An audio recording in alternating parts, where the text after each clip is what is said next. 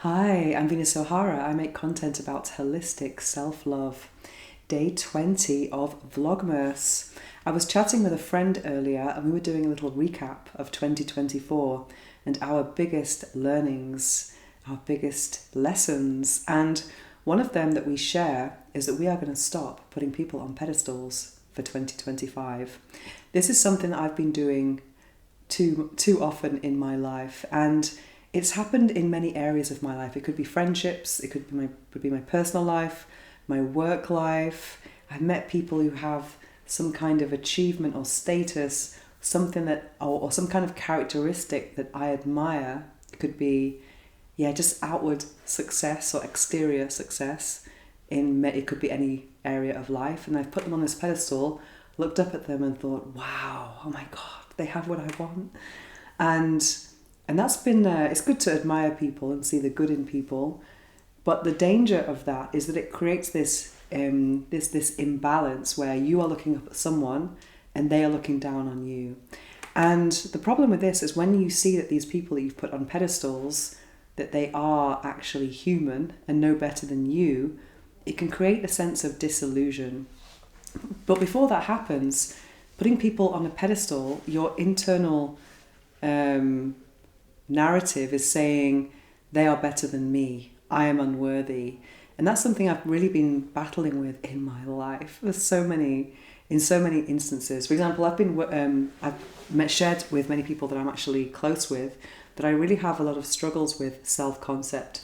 And I'm actually reading this book now. It just arrived yesterday, Psycho-Cybernetics. It's all about improving your self-image, and it's written by a guy who was a plastic surgeon, and he noticed that when he did surgery on people on their face, suddenly people could have this massive transformation based on their self-image, not necessarily the outward image, but maybe the outward image can influence your how you see yourself, your self-image, but it wasn't always the case. So he wanted to delve deeper and see what was the thing that changed in people.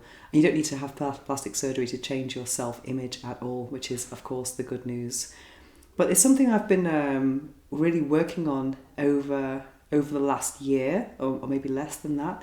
And it's become because actually the people I'd put on pedestals, the pedestals crumbled. And in the crumbling of those pedestals, I have been growing. And it's got to a point where I realised that I wasn't less than these people that I put on pedestals. No one is better than anyone, really. And I have to thank one of my podcast guests, actually, because I did say to him, this person I'm not going to mention, that I often, I felt like I was privileged because I was interviewing all these authors. And he said to me, don't use the word privilege, because that's like saying that they are better than you. You're just grateful, you know. So it made me think about how the language I use when I'm speaking about people that I admire. I still think it's good to admire people, but we should never forget that no one is perfect and no one is better. And also, I have been pedestaled by people as well, and that's kind of a strange situation to be in, because being a content creator is quite a lonely job. I hope you're not pedestaling me with my messy desk. I want to show you the real me. This is kind of like, semi-scary compared to what else is around me. But often when content creation is a very lonely job.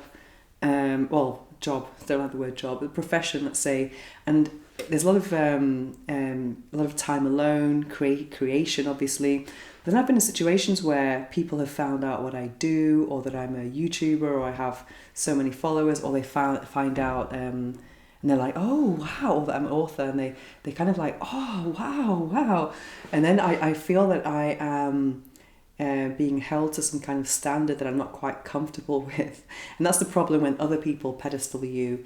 And also when I have been, let's say, meeting people who follow me online, and then I've been giving an event and then they see me and they're like, oh, kind of starstruck. Not that I'm a superstar or anything. That has been a bit uncomfortable to deal with, because I want people to see my human side, my messy desk, and I don't really want to be on a pedestal. I love having recognition for my work. I think everyone wants that. But the pedestal thing is really, really dangerous.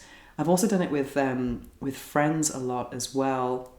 And then over time, I've seen that when the pedestal crumbles, those friendships have kind of changed, or they've created such massive disappointment that it's actually ruined the friendship. And I wonder, had I not put the pedestal there in the first place, maybe there would have been a more long-lasting human connection. So the point is, no one is better than anyone else, and I think it's a good idea for people not to put other people on pedestals. And I think a lot of people, we put famous people on pedestals, thinking that they can kind of get away with a lot of things, and we see that a lot. And obviously, watching the news right now, so we can see there are many examples of that I'm not even going to mention. But I do think it's necessary to remember that no one is better than anyone else. Because another thing I hate is superiority, which is kind of related to pedestals. But yeah, that's just a quick video for today. That's one lesson I'm going to be bringing into 2025. I'll probably do a little ritual with this friend I was talking about earlier. We're going to probably make a list of things we are leaving in 2024, and putting people on pedestals is definitely going to be one of those things. Yeah, so what are you leaving behind in 2024? I'd love to hear about it, and tell me if you have put people on pedestals and how you deal with it. Also, let me know if you read this book. I'm just starting it right now, and I'm super excited about it. Let me read like a tiny bit of the beginning of this foreword. There are two kinds of self-help books: those you read and say, "What a great book," and those you experience so profoundly your life is positively changed forever.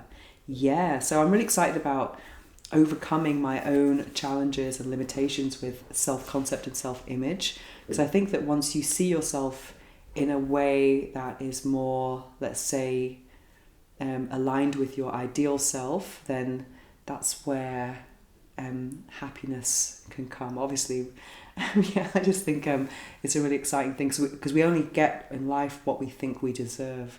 And sometimes when you have things that you don't think you deserve, that can create also kind of imposter syndrome, which is something else that I've dealt with quite a lot.